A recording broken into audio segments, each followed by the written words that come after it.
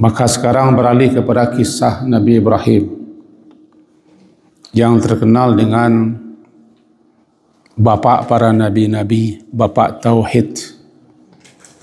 Bahkan Nabi Muhammad adalah cucu beliau.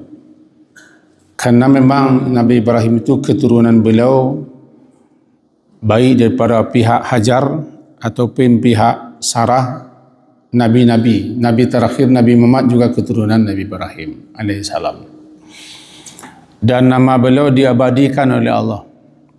Pertama dalam surat Al-Quran, salah satu nama surat, yaitu surat ke-14, namanya surat Ibrahim. Setiap kita salat juga dibaca itu. Kama sallaita ala Ibrahim, kama barakta ala Ibrahim.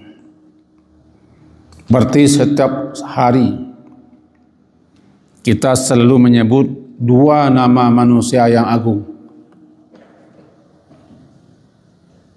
Nabi Ibrahim sang kakek dan Nabi Muhammad sang cucu. Maka sekarang diperintah Nabi Muhammad SAW untuk membacakan, menkisahkan tentang Ibrahim itu. Watlu. Jadi watlu, utlu, bacakanlah. Sekaligus jelaskan dan terangkanlah. Ini perintah. Diperintah Nabi untuk membacakan kisah Nabi Ibrahim. Alaihim, him mereka. Mula-mula mereka ini tertuju kepada kaum beliau sendiri, yaitu kaum Quraisy Makkah, yang kafirin, yang musyrikin. Wasaniyin. Wasaniyin itu para penyembah berhala-berhala. Terkenallah banyaknya berhala-berhala yang disembah oleh orang-orang Quraisy. Malahan di sekeliling Ka'bah banyak berhala. Ada yang terbikin daripada kayu, perak, emas, tembaka, dari batu. Bahkan malahan ada juga dibuat dari adonan. Semua mereka sembah. Ini Nabi diperintah untuk membacakan kisah Nabi Ibrahim kepada mereka, alaihim, kepada mereka orang Quraisy. Karena memang Nabi diutus pertama kali kan di situ, orang Quraisy.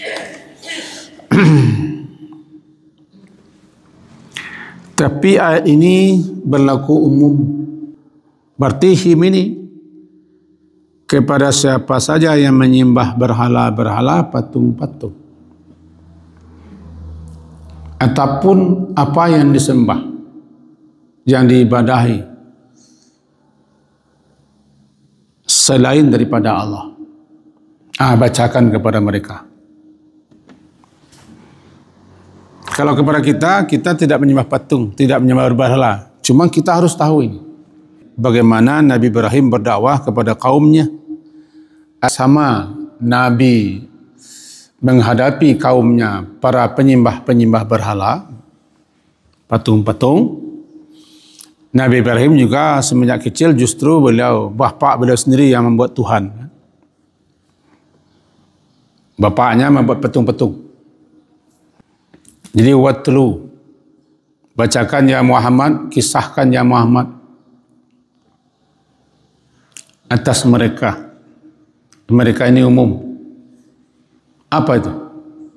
Naba, berita tentang Ibrahim alaihissalam.